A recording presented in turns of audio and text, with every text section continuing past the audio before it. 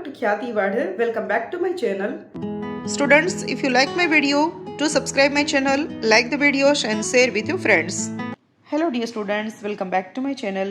In this video lecture, we are going to discuss Bhaktakavi Narsingh Mehta University Junagadh BCom BBA Semester 4 NEP 2020 subject AEC English topic text unit 3. તો students આપણે અગાઉના વિડીયોઝની અંદર first અને second unit આપણે discuss કર્યું છે. તો આજના વિડીયોની અંદર આપણે ત્રીજું યુનિટ ડિસ્કસ કરવાના છે. એની સાથે એના યુનિવર્સિટી બેઝડ ક્વેશ્ચન આન્સર પણ જોવાના છે.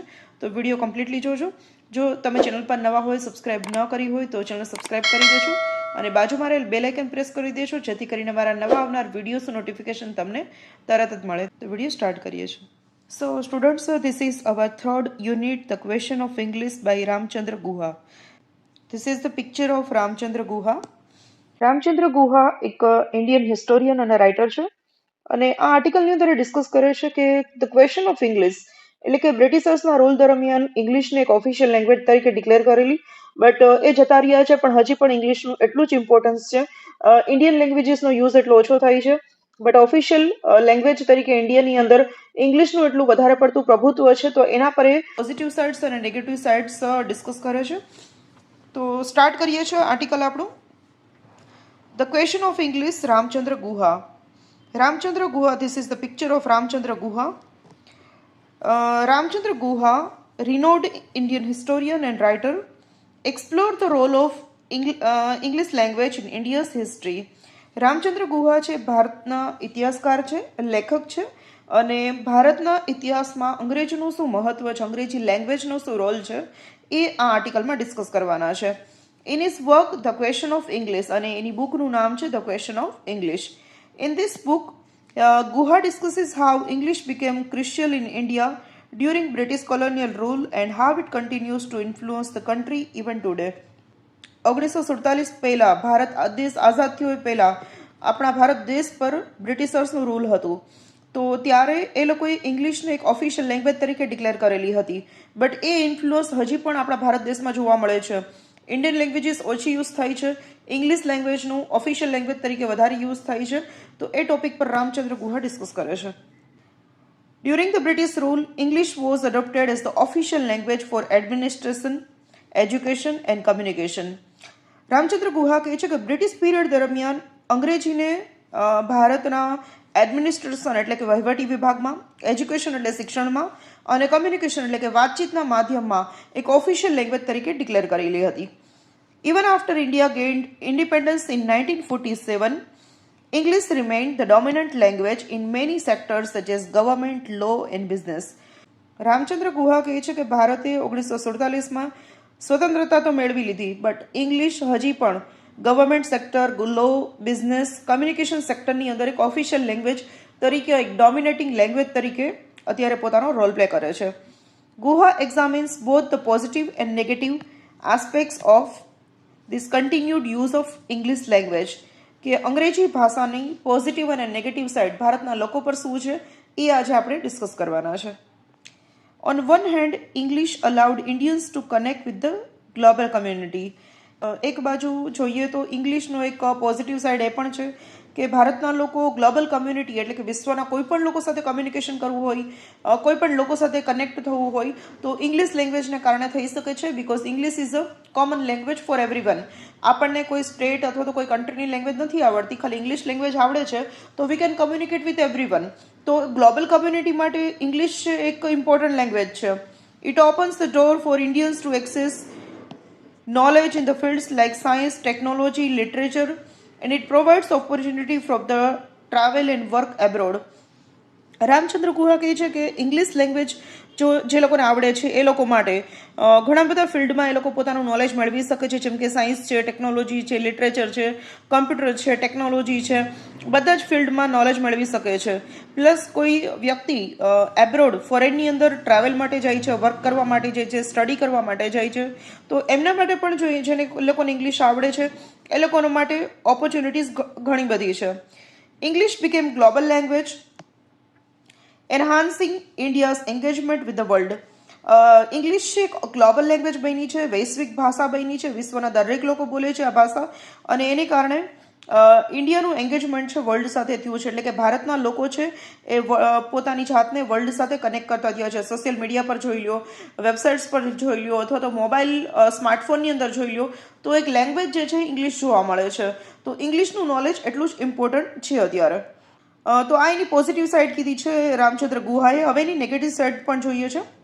On the other hand, Guha highlights the division of English has created within Indian society. Ramchandra Guha કહે છે કે અંગ્રેજી ભાષાને કારણે ભારતના સમાજમાં બે ભાગ પડી ગયા છે લોકોના.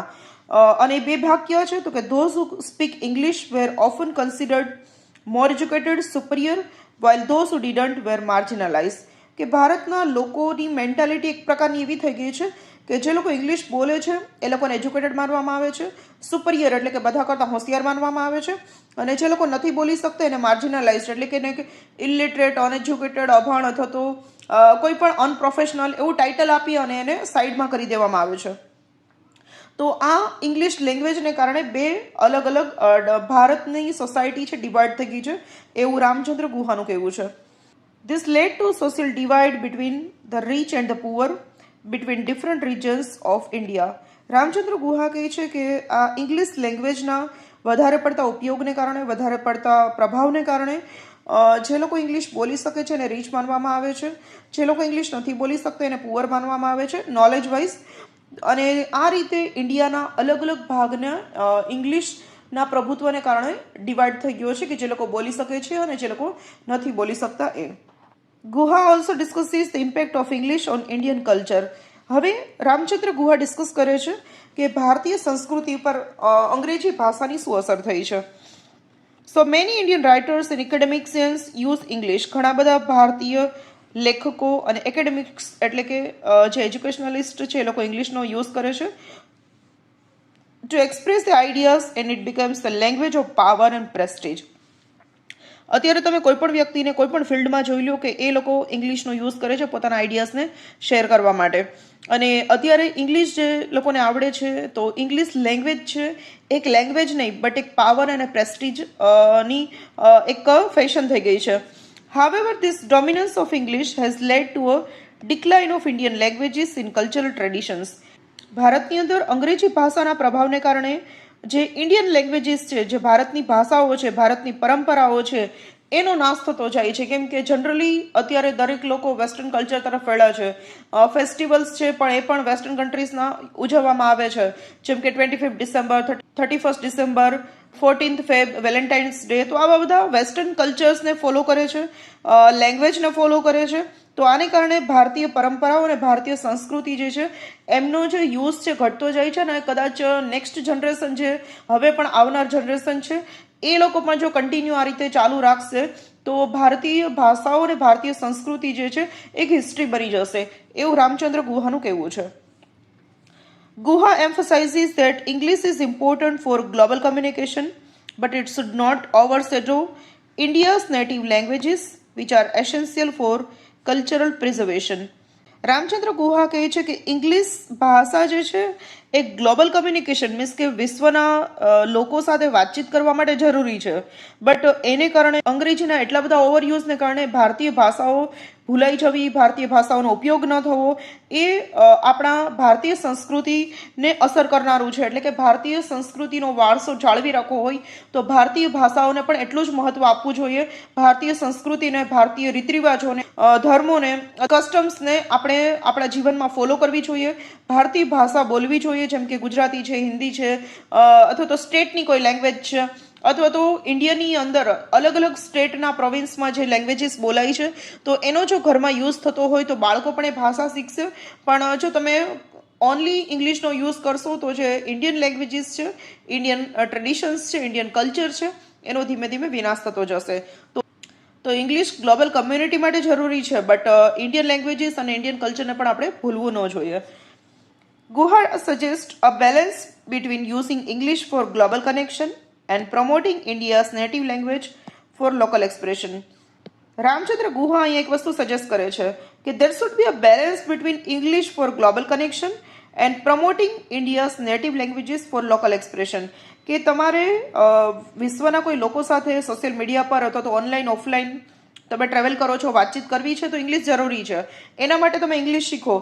બટ ભારતની જે નેટિવ લેંગ્વેજીસ એટલે કે ભારતના રાજ્યોની, ભારતના જિલ્લાઓની જે ભાષાઓ છે, જે લોકલ લેંગ્વેજીસ છે, એને પણ તમારે પ્રમોટ કરવી જોઈએ, એમાં પણ તમારે એક્સપ્રેશન આપવું જોઈએ, એને પણ તમારે કમ્યુનિકેશનમાં એનો યુઝ કરવો જોઈએ.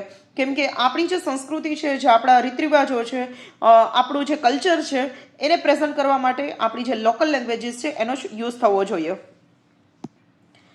તો અહીંયા આપણે આ રામચંદ્ર ગુહાનું the question of English article આપણે જોયું છે. હવે અહીંયા તમે નીચે જોઈ શકશો કે એ જ વસ્તુનું મેં ગુજરાતી ટ્રાન્સલેશન પણ આપેલું છે. એક્ઝામમાં તો તમારે ક્વેશ્ચન આન્સર ઇંગ્લિશમાં જ લખવાના છે, બટ અન્ડરસ્ટેન્ડિંગ માટે, સમજણ માટે આર્ટિકલ વ્યવસ્થિત રીતે તમે સમજી શકો એટલે આપણે આપણી લોકલ લેંગ્વેજ ગુજરાતીની અંદર મેં આ દરેક સ્ટોરીનું ટ્રાન્સલેશન આપેલું છે.